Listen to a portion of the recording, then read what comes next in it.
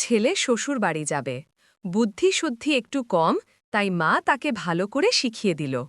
বলল, তোর শ্বশুরের অসুখ, তাই আগে তাকে গিয়ে জিজ্ঞেস করবি কেমন আছেন। উনি হয়তো বলবে ভালো, তখন বলবি এটাই তো আমাদের কাম্য। তারপর তিনি কি ঔষধ খাইতেছেন তা জানতে চাইবি।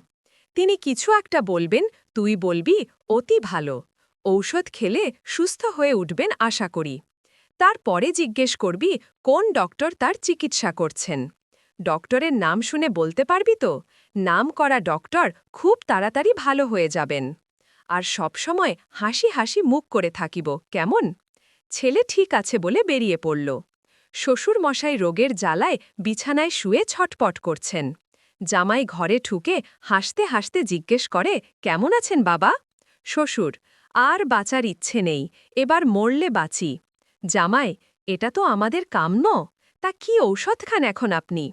শ্বশুর রাগ করে বলে, ঘোড়ার ডিম। জামাই, বাবা, অতি ভালো ঔষধ, রোজ খেয়ে যান, ভালো হয়ে যাবেন আশা করি। আবার হাসতে হাসতে বলে, কোন ডক্টর দেখাচ্ছেন? শ্বশুর আরও রেগে বলে, জম। জামাই বলে, খুব না করা ডক্টর, আপনি কিছুদিনের ভিতর সুস্থ হয়ে যাবেন।